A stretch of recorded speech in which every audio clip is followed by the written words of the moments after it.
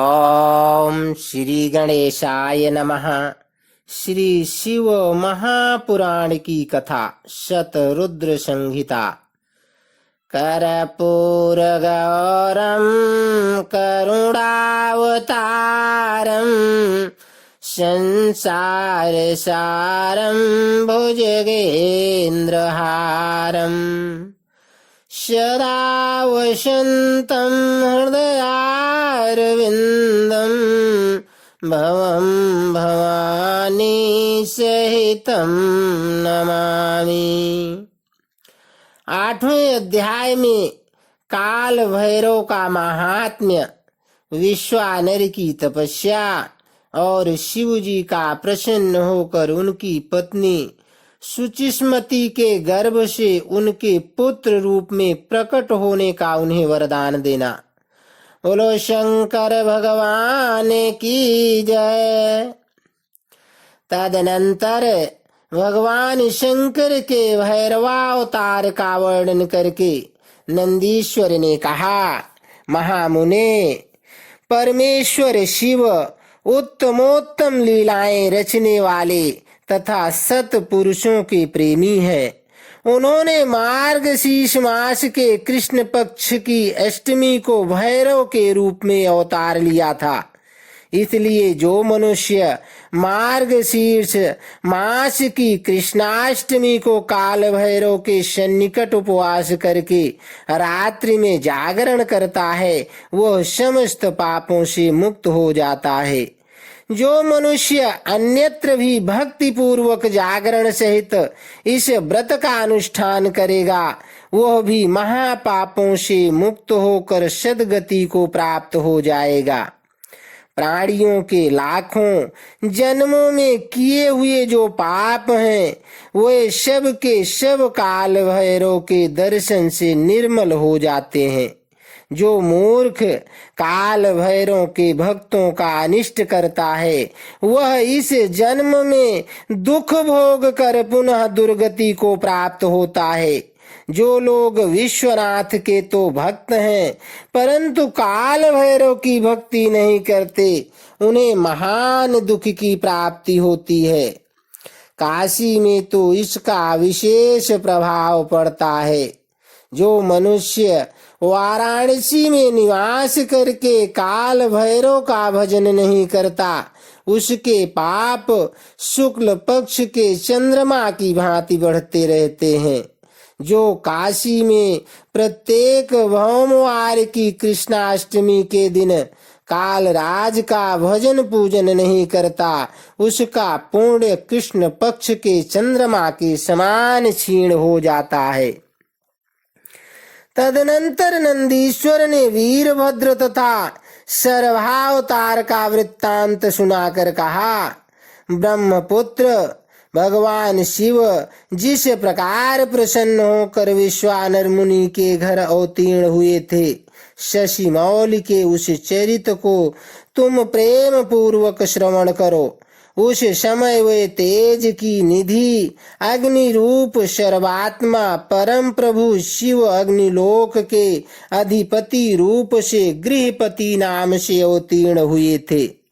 पूर्व काल की बात है, नर्मदा के रमणीय तट पर नर्मपुर नाम का एक नगर था। उसी नगर में विश्वानर नाम के एक मुनि निवास करते थे। उनका जन्म शांडिल्य गोत्र में हुआ था। वे परम पावन पुण्यात्मा शिव भक्त ब्रह्म तेज के निधि और जितेंद्रिय थे। ब्रह्मचर्याश्रम में उनकी बड़ी निष्ठा थी। वे सदा ब्रह्म यज्ञ में तत्पर रहते थे। फिर उन्होंने सुचिस्मति नाम की एक सद्गुणवती कन्या से विवाह कर लिया और वे ब्राह्मणोचित कर्म करते हुए देवता तथा पितरों को प्रिय लगने वाला जीवन बिताने लगे। इस प्रकार जब बहुत सा समय व्यतीत हो गया, तब उन ब्राह्मण की भार्या सुचिस्मति, जो उत्तम व्रत का पालन करने वाली थी, अपने पति से बोली, प्राणनाथ, स्त्रियों के योग्य जितने आनंद प्रद भोग हैं उन सब को मैंने आपकी कृपा से आपके साथ रहकर भोग लिया, परंतु नाथ मेरे हृदय में एक लालसा चिरकाल से वर्तमान है और वह गृहस्थों के लिए उचित भी है। उसे आप पूर्ण करने की कृपा करें। स्वामिन, यदि मैं वर पाने के योग्य हूँ और आप मुझे वर देना चाहते हैं तो मुझे महेश्वर श्री का पुत्र प्रदान कीजिए। इसके अतिरिक्त मैं दूसरा वर नहीं चाहती।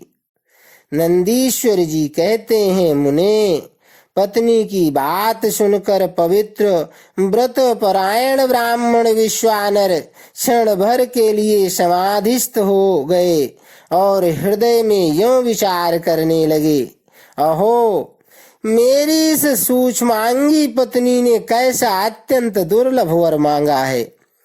यह तो मेरे मनोरथ पथ से बहुत दूर है। अच्छा, शिव जी तो सब कुछ करने में समर्थ हैं। ऐसा प्रतीत होता है मानो उन शंभु ने ही इनके मुख में बैठ कर वाणी रूप से ऐसी बात कही है, अन्यथा दूसरा कौन ऐसा करने में समर्थ हो सकता है।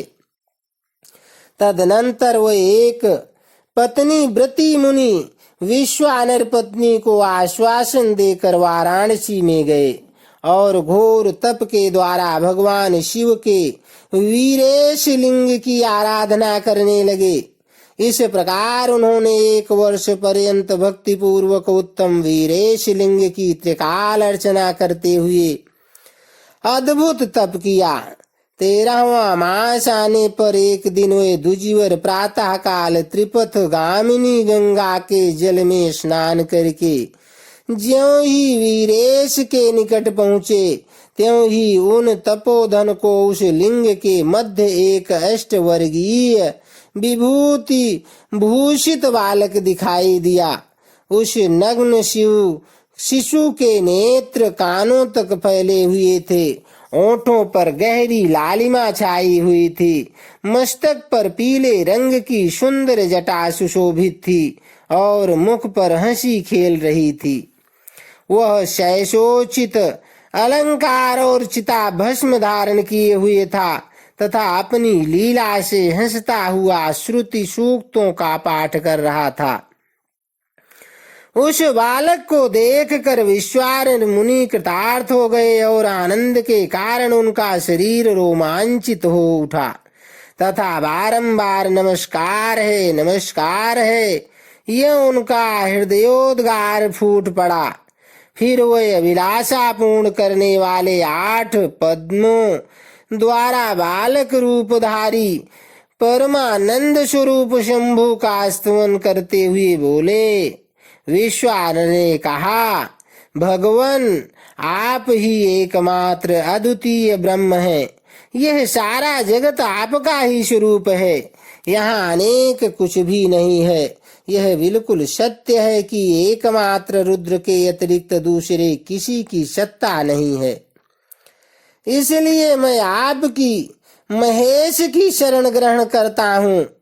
शंभो, आप ही सबके कर्ता हर्ता हैं तथा जैसे आत्मधर्म एक होते हुए भी अनेक रूप से दिखता है, उसी प्रकार आप भी एक रूप होकर नाना रूपों में व्याप्त हैं, फिर भी आप रूप रहित हैं। इसलिए आप ईश्वर के अतिरिक्त मैं किसी दूसरे की शरण नहीं ले सकता। जैसे रज्जु में सर्प, सीपी में चांदी और मृग मरीचिका में जल प्रवाह का भान मिथ्या है, उसी प्रकार जिसे जान लेने पर यह विश्व प्रपंच मिथ्या भाषित होता है, उन महेश्वर की मैं शरण लेता हूँ।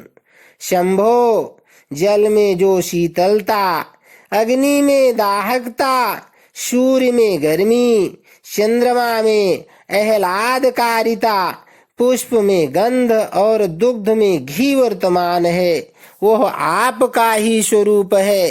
अतः मैं आपके शरण हूँ।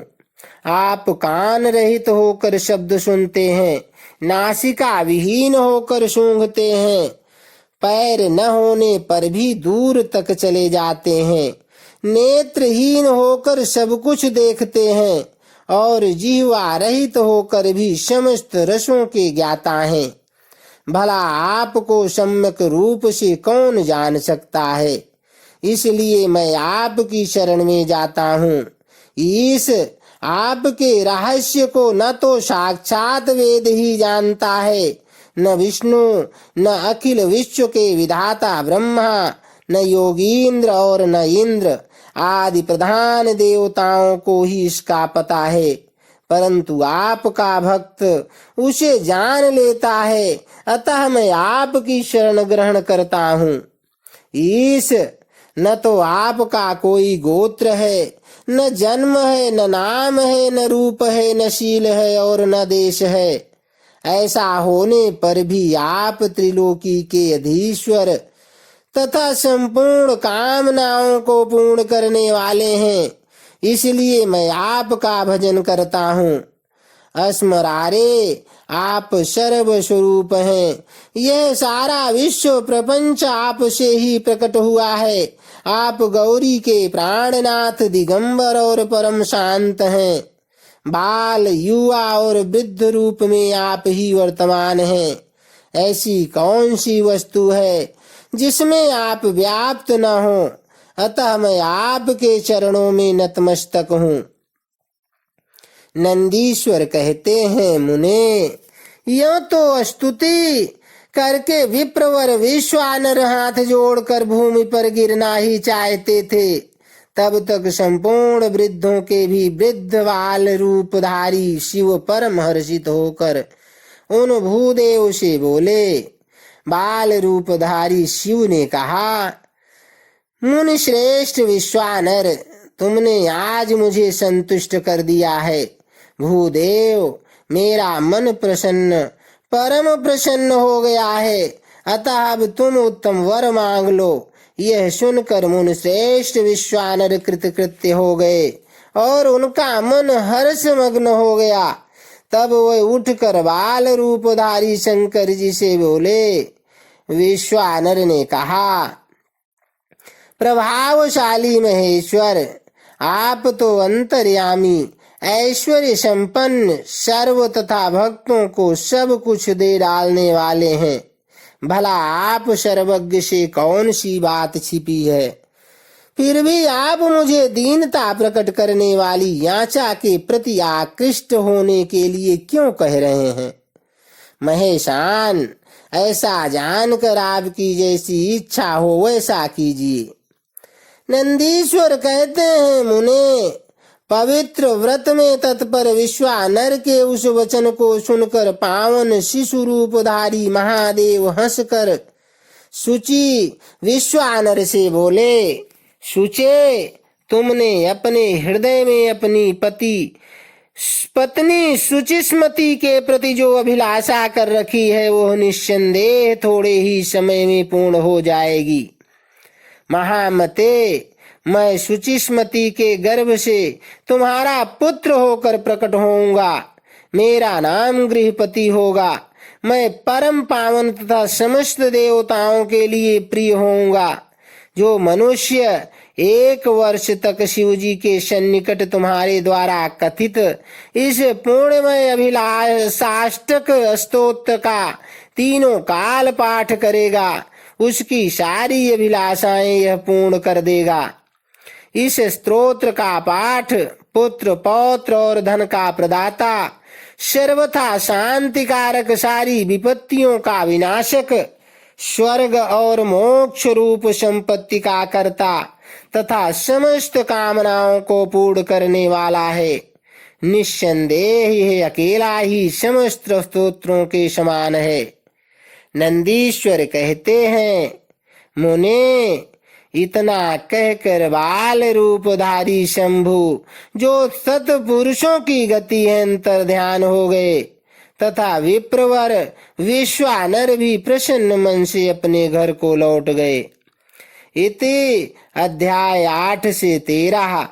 14वें अध्याय से शिव जी का शुचिस्मति के गर्भ से प्राकट्य ब्रह्मा द्वारा बालक का संस्कार करके गृहपति नाम रखा जाना, नारद जी द्वारा उनका भविष्य कथन, पिता की आज्ञा से गृहपति का काशी में जाकर तप करना, इंद्र का वर देने के लिए प्रकट होना, गृहपति का उन्हें ठुकराना, शिव जी का प्रकट होकर उन्हें वरदान देकर दिक्पाल पद प्रदान करना तथा अग्निश्वर लिंग और अग्नि का महात्म्य।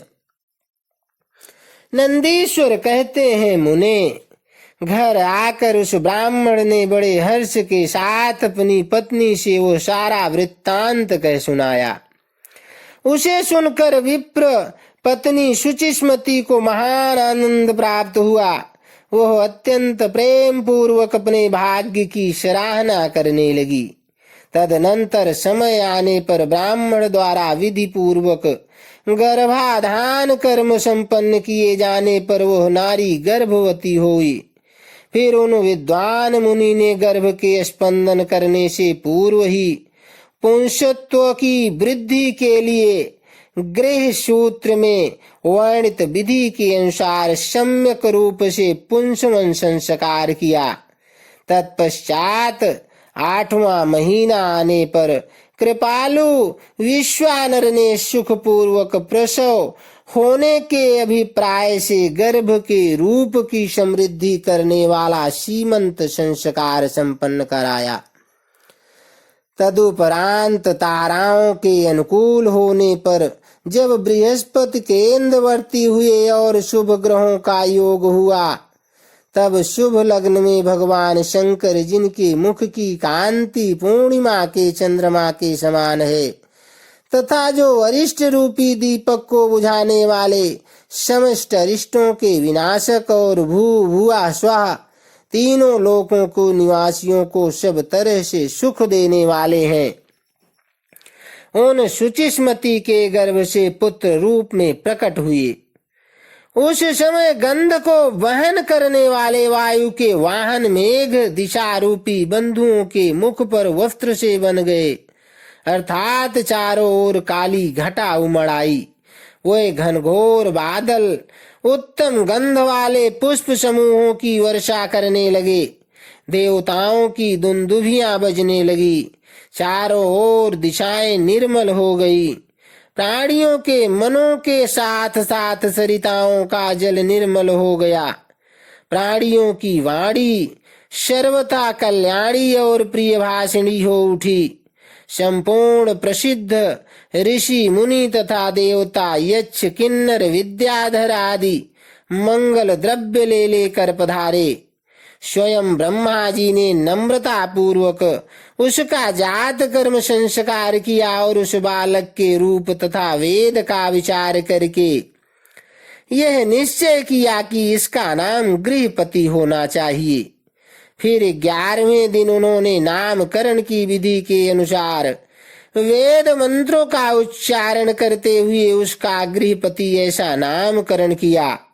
तत्पश्चात सबके पितामह ब्रह्मा चारों वेदों में कथित आशीर्वादात्मक मंत्रों द्वारा उसका अभिनंदन करके हंस पर आरूढ़ हो अपने लोक को चले गए। तदुपरांत शंकर भी लौकिकी गति का आश्रय ले उस बालक की उचित रक्षा का विधान करके अपने वाहन पर चढ़कर अपने धाम को पधार गए। इसी प्रकार श्री हरि ने भी अपने लोक की राह ली। इस प्रकार से भी देवता ऋषि मुनि आदि भी प्रशंसा करते हुए अपने अपने स्थान को पधार गए। तदनंतर ब्राह्मण देवता ने यथा समय सब संस्कार करते हुए बालक को वेदाध्ययन कराया। तत्पश्चात 9वां वर्ष आने पर माता पिता की सेवा में तत्पर रहने वाले विश्वानर नंदन गृहपति को देखने के लिए वहां नारद जी पधारे। बालक ने माता पिता सहित नारद जी को प्रणाम किया। फिर नारद जी ने बालक की हस्तरेखा जिह्वा तालु आदि देख कर कहा, मुनि विश्वानर, मैं तुम्हारे पुत्र के लक्षणों का वर्णन करता हूँ। तुम आदर पूर्वक उसे श्रवण करो। तुम्हारा यह पुत्र परम भाग्यवान है। इसके संपूर्ण अंगों के लक्षण शुभ हैं, किंतु इसके सर्वगुण संपन्न संपूर्ण शुभ लक्षणों से समन्वित और चंद्रमा के समान संपूर्ण निर्मल कलाओं से सुशोभित होने पर भी विधाता ही इसकी रक्षा करें। इसलिए सब तरह के उपायों द्वारा इस शिशु की रक्षा करनी चाहिए, क्योंकि विधाता के विपरीत होने पर गुणों भी दोष हो जाता है। मुझे शंका है कि इसके 12वें वर्ष में इस पर बिजली अथवा अग्नि द्वारा विघ्न आएगा। यों कहकर नारद जी जैसे आए थे वैसे ही देवलोक को चले गए। सनत कुमार जी, नारद जी का कथन सुनकर पत्नी सहित विश्वानर ने समझ लिया कि यह तो बड़ा भयंकर वज्रपात हुआ।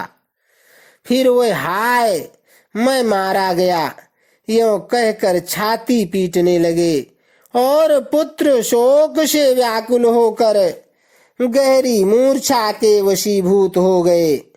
उधर सुचिस्मती भी दुख से पीड़ित हो अत्यंत ऊंचे स्वर से हाहाकार करती हुई दाढ़ मार कर रो पड़ी।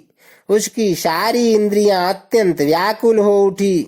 तब पत्नी के आर्तनाद को सुनकर विश्वानर की मूर्छा त्याग कर उठ बैठे और ऐम यह क्या है, क्या हुआ, यों उच्च स्वर से बोलते हुए कहने लगे, गृहपति, जो मेरा बाहर विचरने वाला प्राण है, मेरी सारी इंद्रियों का स्वामी तथा मेरे अंतरात्मा में निवास करने वाला है, कहाँ है?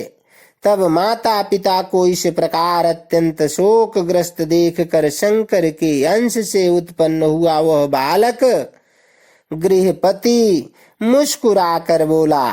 गृहपति ने कहा, माताजी तथा पिताजी, बताइए इस समय आप लोगों के रोने का क्या कारण है? किस लिए आप लोग फूट फूट कर रो रहे हैं? कहाँ से ऐसा भय आप लोगों को प्राप्त हुआ है? यदि मैं आपकी चरण रेणुओं से अपने शरीर की रक्षा कर लूं तो मुझ पर काल भी अपना प्रभाव नहीं डाल सकता। फिर इस तुच्छ चंचल एवं अल्प बल वाली मृत्यु की तो क्या बात है? माताजी, पिताजी, अब आप लोग मेरी प्रतिज्ञा सुनिए। यदि मैं आप लोगों का पुत्र हूं तो ऐसा प्रयत्न करूंगा जिससे मृत्यु भी भयभीत हो जाएगी। मैं शतपुरुषों को सब कुछ दे डालने वाले सर्वज्ञ मृत्युंजय की भली भांति आराधना करके महाकाल को भी जीत लूंगा। यह मैं आप लोगों से बिल्कुल सत्य कह रहा हूं। नंदीश्वर जी कहते हैं, मुने, तब वे द्विज दंपत्ति जो शोक से संतप्त हो रहे थे, गृहपति के ऐसे वचन जो काल में हुई अमृत की घनघोर वृष्टि के समान थे, सुनकर संताप रहित हो कहने लगे, बेटा, तू उन शिव की शरण में जा जो ब्रह्मा आदि के भी कर्ता, मेघ वाहन, अपनी महिमा से कभी च्युत न होने वाले और विश्व की रक्षामणि हैं। नंदीश्वर जी कहते हैं, मुने, माता पिता की आज्ञा पाकर गृहपति ने उनके चरणों में प्रणाम किया।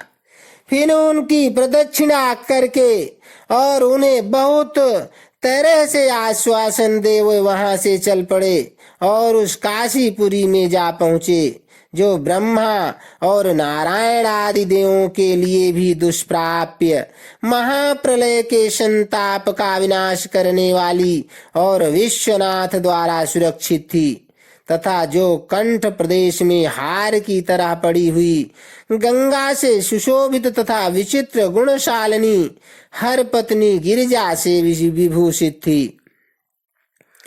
वहां पहुंचकर वे विप्रवर पहले मणिकर्णिका पर गए। वहां उन्होंने विधि पूर्वक स्नान करके भगवान विश्वनाथ का दर्शन किया। फिर बुद्धिमान गृहपति ने परमानंद मग्न हो त्रिलोकी के प्राणियों की प्राण रक्षा करने वाले शिव जी को प्रणाम किया। उस समय उनकी अंजलि बंधी थी और सिर झुका हुआ था। वे बारंबार उस शिवलिंग की ओर देखकर हृदय में हर्षित हो रहे थे और ये सोच रहे थे कि यह लिंग निस्संदेह स्पष्ट रूप से आनंद कंद ही है। वे कहने लगे, ओह, आज मुझे दो सर्वव्यापी श्रीमान विश्वनाथ का दर्शन प्राप्त हुआ, इसलिए इस चराचर त्रिलोकी में मुझसे बढ़कर धन्यवाद का पात्र दूसरा कोई नहीं है। जान पड़ता है मेरा भाग्योदय होने से ही उन दिनों में महर्षि नारद ने आकर वैसी बात कही थी जिसके कारण आज मैं कृतकृत्य हो रहा हूँ।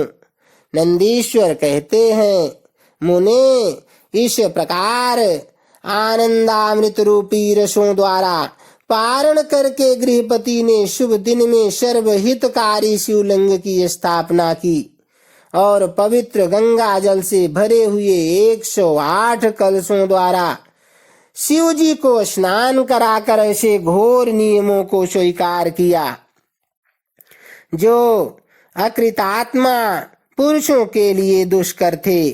नारद जी, इस प्रकार एकमात्र शिव में मन लगाकर तपस्या करते हुए उस महात्मा गृहपति की आयु का 1 वर्ष व्यतीत हो गया।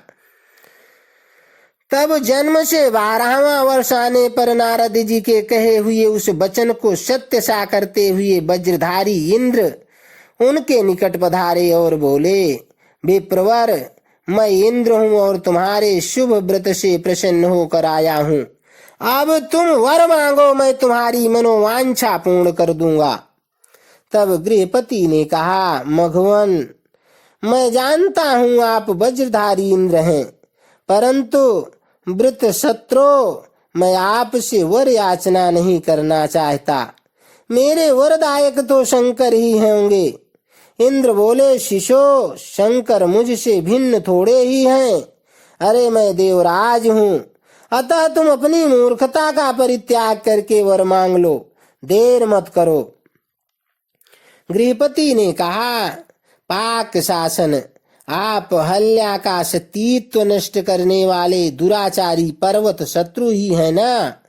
आप जाइए, क्योंकि मैं पशुपति के अतिरिक्त किसी अन्य देव के सामने स्पष्ट रूप से प्रार्थना करना नहीं चाहता।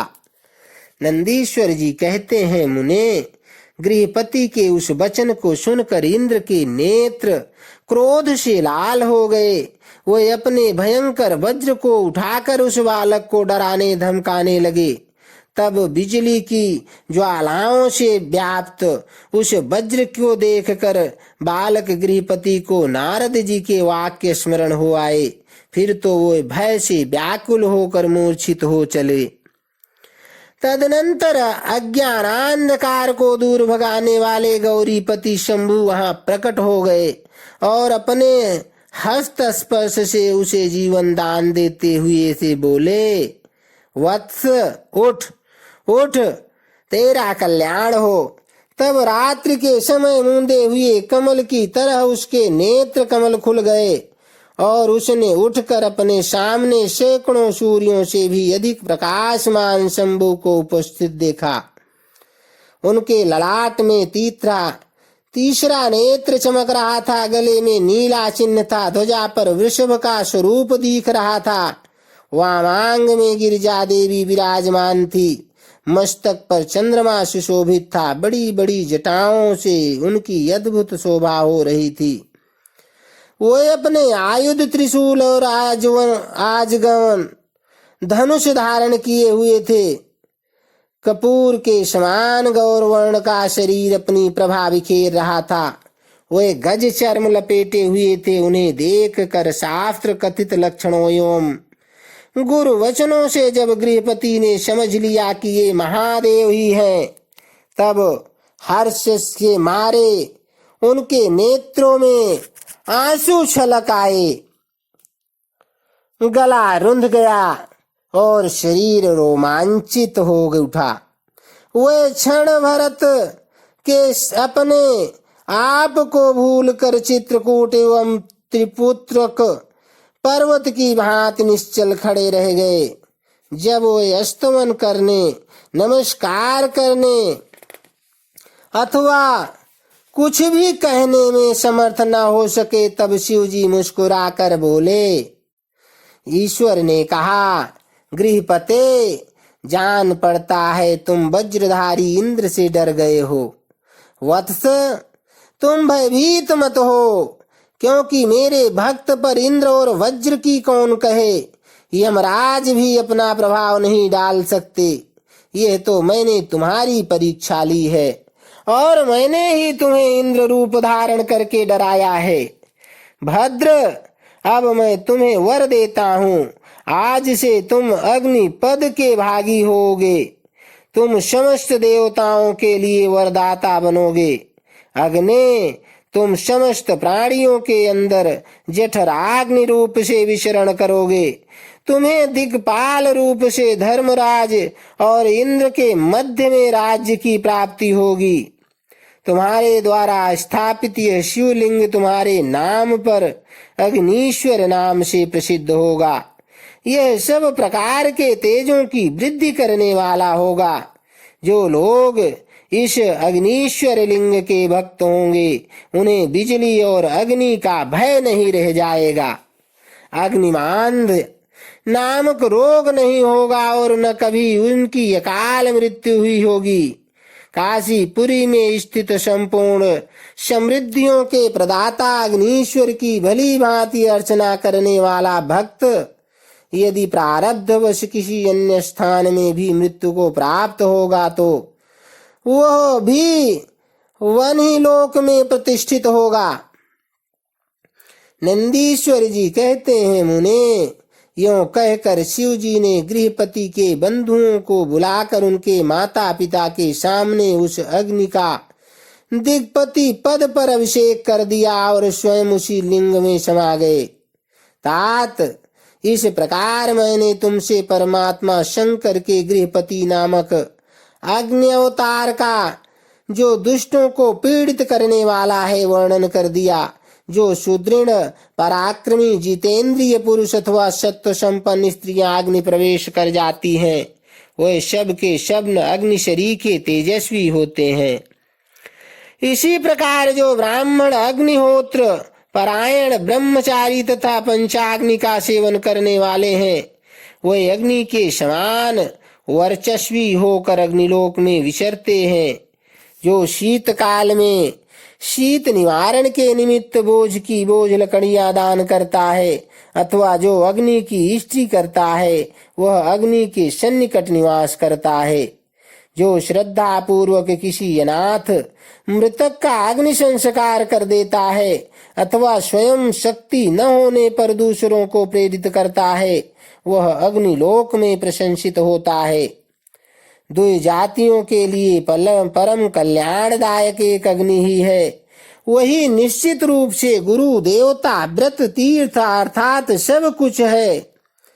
जितनी अपावन वस्तुएं हैं, वे सब अग्नि का संसर्ग होने से उसी क्षण पावन हो जाती हैं। इसलिए अग्नि को पावक कहा जाता है। यह शंभु की प्रत्यक्ष तेजोमयी दहनात्मिका मूर्ति है, जो सृष्टि रचने वाली, पालन करने वाली और संहार करने वाली है। भला इसके बिना कौन सी वस्तु दृष्टिगोचर हो सकती है। इनके द्वारा भक्षण किए हुए धूप, दीप, नैवेद्य, दूध, दही, घी और खांड आदि का देवगण स्वर्ग में सेवन करते हैं। इति अध्याय 14 से 15। 16वें अध्याय में शिव जी के महाकाल आदि 10 अवतारों का तथा 11 रुद्र अवतारों का वर्णन। तदनंतर यक्षेश्वरावतार की बात कहकर नंदीश्वर ने कहा, मुने, अब शंकर जी के उपासना कांड द्वारा सेवित महाकाल आदि 10 अवतारों का वर्णन भक्ति पूर्वक श्रवण करो। उनमें पहला अवतार महाकाल नाम से प्रसिद्ध है। जो सतपुरुषों को भोग और मोक्ष प्रदान करने वाला है। उस अवतार की शक्ति भक्तों की मनोवांछा पूर्ण करने वाली महाकाली है। दूसरा तार नामक अवतार हुआ, जिसकी शक्ति तारा देवी हुई। वह दोनों भुक्ति मुक्त के प्रदाता तथा अपने सेवकों के लिए सुखदायक हैं। बाल भुवनेश नाम से तीसरा अवतार हुआ। उसमें बाला भुवनेशी शिवा शक्ति हुई, जो सज्जनों को सुख देने वाली हैं। चौथा भक्तों के लिए सुखद तथा भोग मोक्ष प्रदायक षोडश श्री विद्येश नामक अवतार हुआ और षोडशी श्री विद्या शिवा उसकी शक्ति हुई। पांचवा अवतार भैरव नाम से प्रसिद्ध हुआ, जो सर्वदा भक्तों की कामनाओं को पूर्ण करने वाला है। इस अवतार की शक्ति का नाम भैरवी गिरिजा, जो अपने उपासकों की अभीष्ट दायिनी है। छठा शिवावतार छिन्न मस्तक नाम से कहा जाता है और भक्त काम प्रदा गिरिजा का नाम छिन्नमस्ता है। संपूर्ण मनोरथों के दाता शंभु का सातवां अवतार धूमवान नाम से विख्यात हुआ। उस अवतार में श्रेष्ठ उपासकों की लालसा पूर्ण करने वाली शिवा धूमावती हुई। शिव जी का आठवां सुखदायक अवतार बगलामुख है। उसकी शक्ति महान आनंददायिनी बगलामुखी नाम से विख्यात हुई। नवा शिवावतार मातंग नाम से कहा जाता है। उस समय संपूर्ण अभिलाषाओं को पूर्ण करने वाली शर्वाणी मातंगी हुई। शंभु के भुक्ति मुक्ति रूप फल प्रदान करने वाले 10वें अवतार का नाम कमल है, जिसमें अपने भक्तों का सर्वथा पालन करने वाली गिरिजा कमला कहलाई। ये ही शिव जी के 10 अवतार हैं। ये सबके सब भक्तों तथा सत्पुरुषों के लिए सुखदायक तथा भोग मोक्ष के प्रदाता हैं। जो लोग महात्मा शंकर के इन 10 अवतारों की निर्विकार भाव से सेवा करते हैं, उन्हें ये नित्य नाना प्रकार के सुख प्राप्त रहते हैं। मुने, इस प्रकार मैंने 10 अवतारों का महात्म्य वर्णन कर दिया। तंत्र शास्त्र में तो यह सर्व काम प्रद बतलाया गया है। मुने, इन शक्तियों की भी अद्भुत महिमा है। तंत्र आदि शास्त्रों में इस महिमा का सर्व काम प्रद रूप से वर्णन किया गया है। ये नित्य दुष्टों को दंड देने वाली और ब्रह्म तेज की विशेष रूप से वृद्धि करने वाली हैं। ब्राह्मण, इस प्रकार मैंने तुमसे महेश्वर के महाकाल आदि 10 शुभ अवतारों का शक्ति सहित वर्णन कर दिया।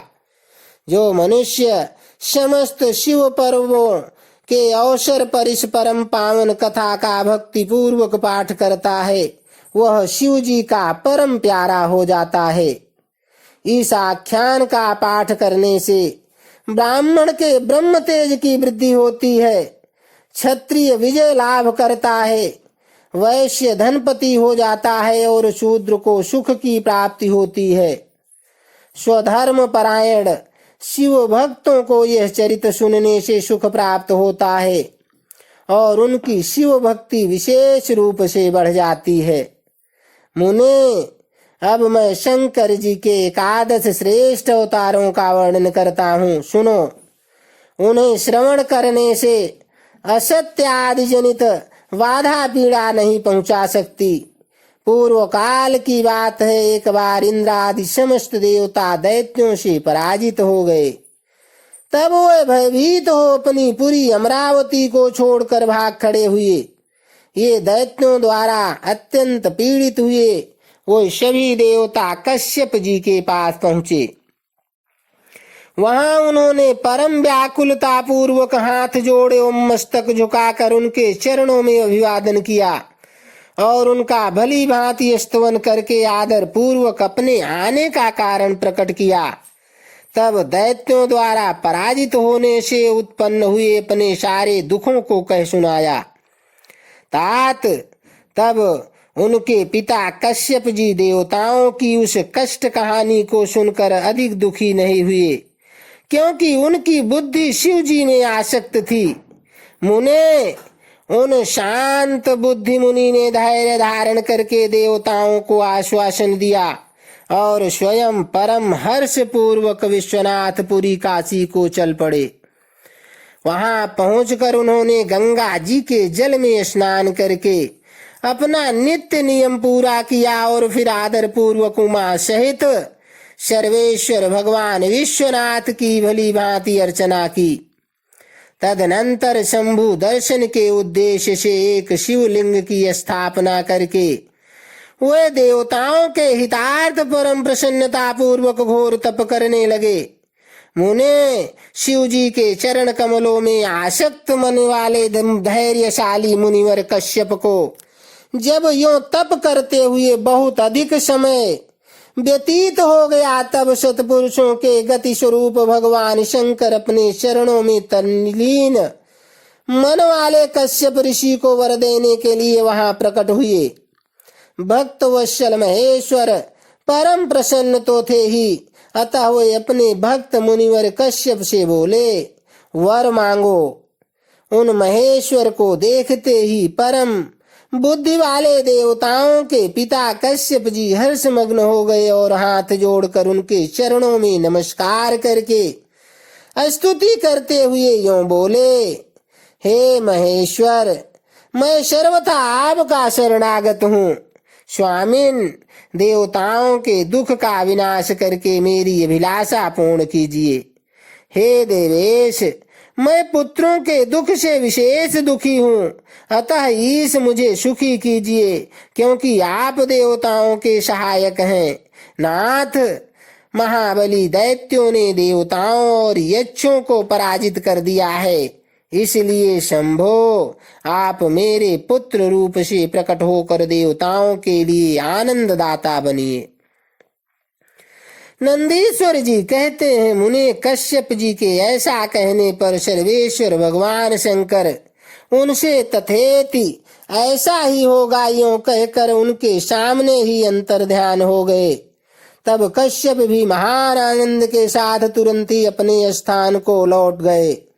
वहां उन्होंने वो सारा वृत्तांत आदर पूर्वक देवताओं से कह सुनाया।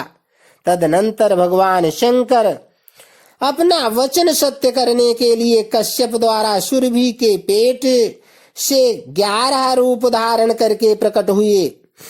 उस समय महान उत्सव मनाया गया, सारा जगत शिवमय हो गया। कश्यप मुनि के साथ साथ सभी देवता हर्ष विभोर हो गए।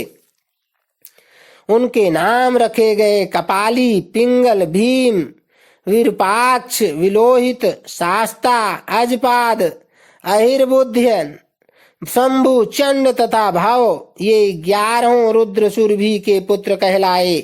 ये सुख के आवास स्थान हैं तथा देवताओं की कार्य सिद्धि के लिए शिव रूप से उत्पन्न हुए हैं। ये कश्यप नंदन वीरवर रुद्र महान बल पराक्रम संपन्न थे। इन्होंने संग्राम में देवताओं की सहायता करके दैत्यों का संहार कर डाला। इन्हीं रुद्रों की कृपा से इंद्र आदि देवतागण दैत्यों को जीत कर निर्भय हो गए। उनका मन स्वस्थ हो गया और वे अपना अपना राज्य कार्य संभालने लगे। अब भी शिव स्वरूपधारी वे सभी महारुद्र देवताओं की रक्षा के लिए सदा स्वर्ग में विराजमान रहते हैं। तात, इस प्रकार मैंने तुमसे शिव जी के 11 रुद्र अवतारों का वर्णन कर दिया। ये सभी समस्त लोकों के लिए सुखदायक है। यह निर्मल आख्यान संपूर्ण पापों का विनाशक, धन, यश और आयु का प्रदाता तथा संपूर्ण मनोरथों को पूर्ण करने वाला है। इति अध्याय 16 से 18। 19वें अध्याय में शिव जी के दुर्वा, सावतार तथा हनुमद अवतार का वर्णन। नंदीश्वर जी कहते हैं, महामुने, अब तुम शंभु के एक दूसरे चरित्र को सुनो, जिसमें शंकर जी धर्म के लिए दुर्वासा होकर प्रकट हुए थे। प्रेम पूर्वक श्रवण करो। अनुसूया के पति ब्रह्मवेत्ता तपस्वी अत्रि ने ब्रह्मा जी के निर्देशानुसार पत्नी सहित ऋक्ष कुल पर्वत पर जाकर पुत्र कामना से घोर तप किया। उनके तप से प्रसन्न होकर ब्रह्मा विष्णु और महेश्वर तीनों उनके आश्रम पर गए। उन्होंने कहा कि हम तीनों संसार के ईश्वर हैं। हमारे अंश से तुम्हारे 3 पुत्र होंगे जो त्रिलोकी में विख्यात तथा माता पिता का यश बढ़ाने वाले होंगे। यूं कहकर वो चले गए। ब्रह्मा जी के अंश से चंद्रमा हुए जो देवताओं के समुद्र में डाले जाने पर समुद्र से प्रकट हुए थे। विष्णु के अंश से श्रेष्ठ संन्यास पद्धति को प्रचलित करने वाले दत्त उत्पन्न हुए और रुद्र के अंश से मुनिवर दुर्वासा ने जन्म लिया। इन दुर्वासा ने महाराज अम्बरीश की परीक्षा की थी। जब सुदर्शन चक्र ने इनका पीछा किया था तब शिव जी के आदेश से अम्बरीश के द्वारा प्रार्थना करने पर चक्र शांत हुआ। इन्होंने भगवान राम की परीक्षा ली। काल ने मुनि का वेश धारण करके श्री राम के साथ यह शर्त की थी कि मेरे साथ बात करते समय श्री राम के पास कोई ना आए। जो आएगा उसका निर्वासन कर दिया जाएगा। दुर्वासा जी ने हठ करके लक्ष्मण जी को भेजा। तब श्री राम ने तुरंत लक्ष्मण का त्याग कर दिया। इन्होंने भगवान श्री कृष्ण की परीक्षा की और उनको श्री रुक्मणी सहित रथ में जोता। इस प्रकार दुर्वासा मुनि ने अनेक विचित्र चरित्र किए। मुने, अब इसके बाद तुम हनुमान जी का चरित्र श्रवण करो। हनुमत रूप से शिव जी ने बड़ी उत्तम लीलाएं की हैं। विप्रवर, इसी रूप से महेश्वर ने भगवान राम का परम हित किया था। वो सारा चरित्र सब प्रकार के सुखों का दाता है। उसे तुम प्रेम पूर्वक सुनो। एक समय की बात है जब अत्यंत अद्भुत लीला करने वाले गुणशाली भगवान शंभु को विष्णु के मोहिनी रूप का दर्शन प्राप्त हुआ। तब वे कामदेव के बाणों से आहत हुए की तरह क्षुब्ध हो गए। उस समय उन परमेश्वर ने राम कार्य की सिद्धि के लिए अपना वीर्यपात किया। तब सप्तर्षियों ने उस वीर्य को पत्र पुटक में स्थापित कर लिया, क्योंकि शिव जी ने ही राम कार्य के लिए आदर पूर्वक उनके मन में प्रेरणा की थी। तत्पश्चात उन महर्षियों ने शंभु के उस वीर्य को राम कार्य की सिद्धि के लिए गौतम कन्या अंजनी में कान के रास्ते स्थापित कर दिया। तब समय आने पर उस गर्भ से शंभु महान बल पराक्रम संपन्न वानर शरीर धारण करके उत्पन्न हुए। उनका नाम हनुमान रखा गया। महाबली कपीश्वर हनुमान जब शिशु ही थे उसी समय उदय होते हुए सूर्य बिंबु को छोटा सा फल समझकर तुरंत ही निगल गए। जब देवताओं ने उनकी प्रार्थना की तब उन्होंने उसे महाबली सूर्य जानकर उगल दिया। तब देवर्षियों ने उन्हें शिव का अवतार माना और बहुत सा वरदान दिया। तदनंतर हनुमान अत्यंत हर्षित होकर अपनी माता के पास गए और उन्होंने सारा वृत्तांत आदर पूर्वक कह सुनाया। फिर माता की आज्ञा से धीर वीर कपि हनुमान ने नित्य सूर्य के निकट जाकर उनसे अनायास ही सारी विद्याएं सीख ली। तदनंतर रुद्र के अंशभूत कपिश्रेष्ठ हनुमान सूर्य की आज्ञा से सूर्यांश से उत्पन्न हुए सुग्रीव के पास चले गए। इसके लिए उन्हें अपनी माता से भी अनुज्ञा मिल चुकी थी। तदनंतर नंदीश्वर ने भगवान राम का संपूर्ण चरित्र संक्षेप से वर्णन करके कहा, मुने, इस प्रकार कपिश्रेष्ठ हनुमान ने सब तरह से श्री राम का कार्य पूरा किया। नाना प्रकार की लीलाएं की, असुरों का मान वर्धन किया, भूतल पर राम भक्ति की स्थापना की और स्वयं भक्ताग्रगण्य होकर सीता राम को सुख प्रदान किया। वह रुद्रावतार ऐश्वर्यशाली हनुमान लक्ष्मण के प्राणदाता, संपूर्ण देवताओं के गर्भहारी और भक्तों का उद्धार करने वाले हैं। महावीर हनुमान सदा राम कार्य में तत्पर रहने वाले, लोक में रामदूत नाम से विख्यात दैत्यों के संहारक और भक्तवत्सल हैं। तात इस प्रकार मैंने हनुमान जी का श्रेष्ठ चरित्र, जो धन कीर्ति और आयु का वर्धक तथा संपूर्ण अभीष्ट फलों का दाता है, तुमसे वर्णन कर दिया। जो मनुष्य इस चरित्र को भक्ति पूर्वक सुनता है अथवा समाहित चित्त से दूसरों को सुनाता है, वह इस लोक में संपूर्ण भोगों को भोग कर अंत में परम मोक्ष को प्राप्त कर लेता है। इति अध्याय 19 से 20। 21वें अध्याय में शिव जी के पिपलाद अवतार के प्रसंग में देवताओं की दधीची मुनि से अस्थि याचना, दधीची का शरीर त्याग, वज्र निर्माण तथा उसके द्वारा वृत्तासुर का वध, सुवर्चा का देवताओं को शाप, पिपलाद का जन्म और उनका विस्तृत वृत्तांत। तदनंतर महेशावतार तथा वृषेशावतार का चरित्र सुनकर नंदीश्वर ने कहा, महाबुद्धिमान सनत कुमार जी, अब तुम अत्यंत ह्लाद पूर्वक महेश्वर के पिपलाद नामक परमोत्कृष्ट अवतार का वर्णन श्रवण करो। यह उत्तम आख्यान भक्ति की वृद्धि करने वाला है। मुनीश्वर, एक समय दैत्यों ने वृत्तासुर की सहायता से इंद्र आदि समस्त देवताओं को पराजित कर दिया। तब उन सभी देवताओं ने सहसा दधीची के आश्रम में अपने अपने अस्त्रों को फेंक कर तत्काल ही हार मान ली।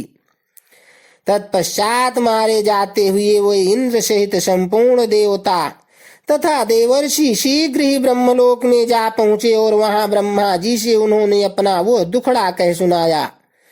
देवताओं का वह कथन सुनकर लोक पितामह ब्रह्मा ने सारा रहस्य यथार्थ रूप से प्रकट कर दिया कि यह सब त्वष्टा की करतूत है। त्वष्टा ने ही तुम लोगों का वध करने के लिए तपस्या द्वारा इस महा तेजस्वी वृत्तासुर को उत्पन्न किया है।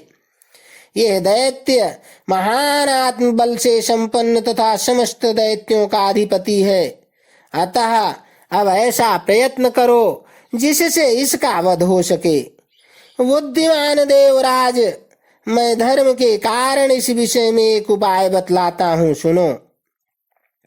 जो दधीची नाम वाले महामुनि हैं, वे तपस्वी और जितेंद्रिय हैं।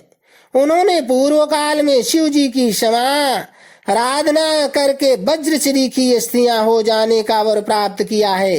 अतः तुम लोग उनसे उनकी हड्डियों के लिए याचना करो, वे अवश्य ही दे देंगे। फिर उन अस्थियों से वज्र दंड का निर्माण करके तुम निश्चय ही उसे वृत्तासुर को मार डालना। नंदीश्वर कहते हैं, मुने, ब्रह्मा का यह वचन सुनकर इंद्र, देवगुरु बृहस्पति तथा देवताओं को साथ ले तुरंत ही दधीची ऋषि के उत्तम आश्रम पर आए। वहां इंद्र ने सुवर्चा सहित दधीची मुनि का दर्शन और आदर पूर्वक हाथ जोड़कर उन्हें नमस्कार किया। फिर देवगुरु बृहस्पति तथा अन्य देवताओं ने भी नम्रता पूर्वक उन्हें सिर झुकाया। दधीची मुनि विद्वानों में श्रेष्ठ तो थे ही, वे तुरंत ही उसके अभिप्राय को ताड़ गए। तब उन्होंने अपनी पत्नी सुवर्चा को अपने आश्रम से अन्यत्र भेज दिया। तत्पश्चात देवताओं सहित देवराज इंद्र, जो स्वार्थ साधन में बड़े दक्ष हैं, अर्थशास्त्र का आश्रय लेकर मुनिवर से बोले। इंद्र ने कहा, मुने, आप महान शिव भक्त, दाता तथा शरणागत रक्षक हैं। इसीलिए हम सभी देवता तथा देवर्षि त्वष्टा द्वारा अपमानित होने के कारण आपकी शरण में आए हैं। वे प्रवर, आप अपनी वज्रमयी अस्थियां हमें प्रदान कीजिए, क्योंकि आपकी हड्डी से वज्र का निर्माण करके मैं उस देवद्रोही का वध करूंगा। इंद्र के यों कहने पर परोपकार परायण दधीची मुनि ने अपने स्वामी शिव का ध्यान करके अपना शरीर छोड़ दिया। उनके समस्त बंधन नष्ट हो चुके थे, अतः वे तुरंत ही ब्रह्मलोक को चले गए। उस समय वहां पुष्पों की वर्षा होने लगी और सभी लोग आश्चर्यचकित हो गए।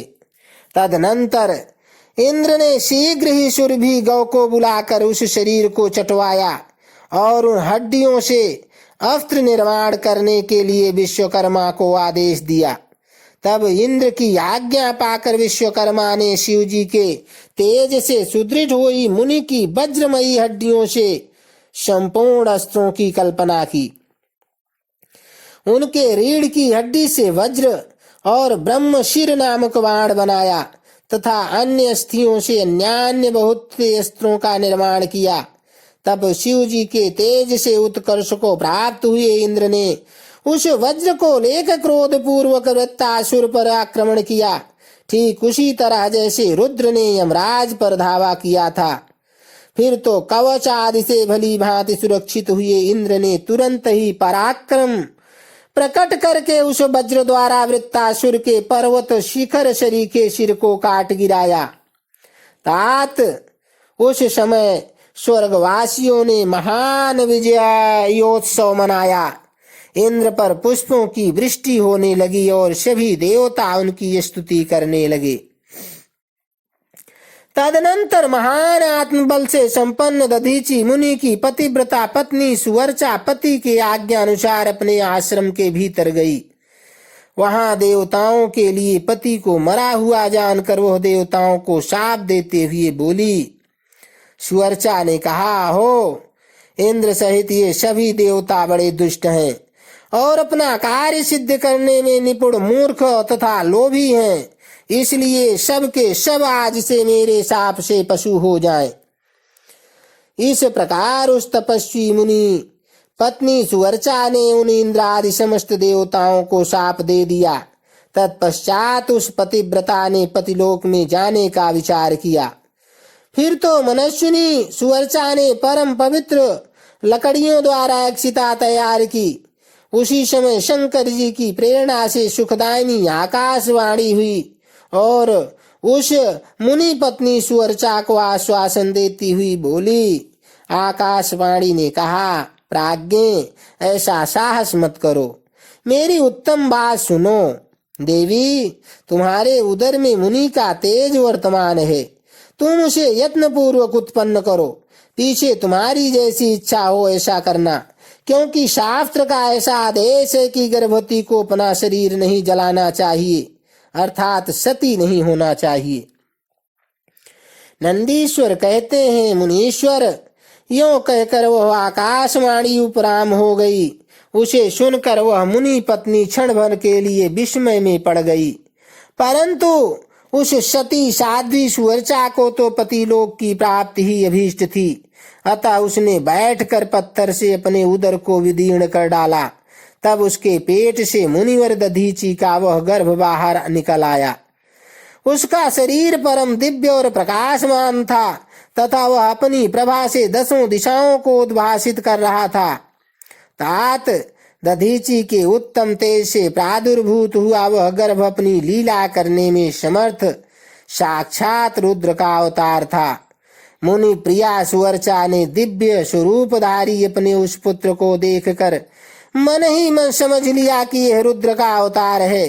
फिर तो वह महासाध्वी परमानंद मग्न हो गई और शीघ्र ही उसे नमस्कार करके उनकी स्तुति करने लगी। मुनीश्वर, उसने उस स्वरूप को अपने हृदय में धारण कर लिया। तदनंतर पति लोक की कामना वाली विमलेक्षणा माता सुवर्चा मुस्कुराकर अपने उस पुत्र से परम स्नेह पूर्वक बोली। सुवर्चा ने कहा, तात परमेशान, तुम इस अश्वत्थ वृक्ष के निकट चिरकाल तक स्थित रहो। महाभाग, तुम समस्त प्राणियों के लिए सुखदाता हो और अब मुझे प्रेम पूर्वक पति लोक में जाने के लिए आज्ञा दो। वहां पति के साथ रहती हुई मैं रुद्र रूपधारी तुम्हारा ध्यान करती रहूंगी। नंदीश्वर कहते हैं, मुने, साध्वी सुवर्चा ने अपने पुत्र से यों कहकर परम समाधि द्वारा पति का ही अनुगमन किया। मुनिवर, इस प्रकार दधीचि पत्नी सुवर्चा शिवलोक में पहुंचकर अपने पति से जा मिली और आनंद पूर्वक शंकर जी की सेवा करने लगी।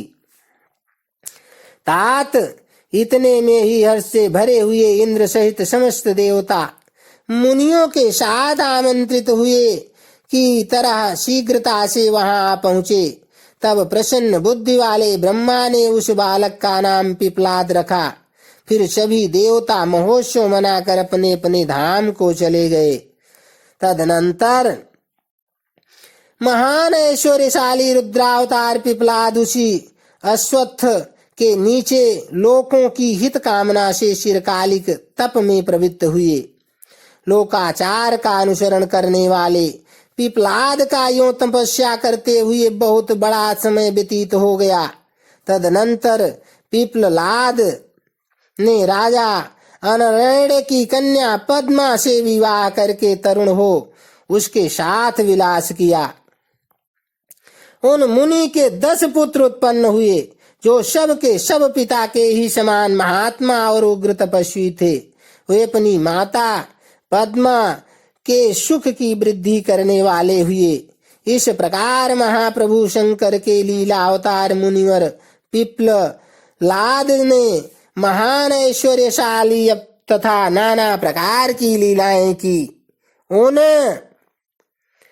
कृपालु ने जगत में शनैश्चर की पीड़ा को, जिसका निवारण करना सबकी शक्ति के बाहर था, देख कर लोगों को प्रसन्नता पूर्वक यह वरदान दिया कि जन्म से लेकर 16 वर्ष तक की आयु वाले मनुष्यों को तथा शिव भक्तों को शनि की पीड़ा नहीं हो सकती। यह मेरा वचन सर्वथा सत्य है। यदि कहीं शनि मेरे वचन का अनादर करके उस मनुष्य को पीड़ा पहुंचाएगा तो शीघ्र ही निस्संदेह भस्म हो जाएगा। तात इसीलिए उस भय से भयभीत हुआ। ग्रह श्रेष्ठ शनैश्वर विकृत होने पर भी वैसे मनुष्यों को कभी पीड़ा नहीं पहुंचाता। मुनिवर, इस प्रकार मैंने लीला से मनुष्य रूप धारण करने वाले पिपलाद का उत्तम चरित्र तुम्हें सुना दिया। यह संपूर्ण कामनाओं को पूर्ण करने वाला है। गाधि, कौशिक और महामुनि पिपलाद, ये तीनों स्मरण किए जाने पर शनैश्चर्य जनित पीड़ा का नाश कर देते हैं। वह मुनिवर दधीचि जो परम ज्ञानी सत्पुरुषों के प्रिय तथा महान शिव भक्त थे, धन्य है जिनके यहाँ स्वयं आत्मज्ञानी महेश्वर पिपलाद नामक पुत्र होकर उत्पन्न हुए तथा यह आख्यान निर्दोष स्वर्गप्रद कुग्रह जनित दोषों का संहारक, संपूर्ण मनोरथों का पूरक और शिव भक्ति की विशेष वृद्धि करने वाला है। इति अध्याय 21 से 25। बोलो शंकर भगवान की जय। ओम हर हर हर महा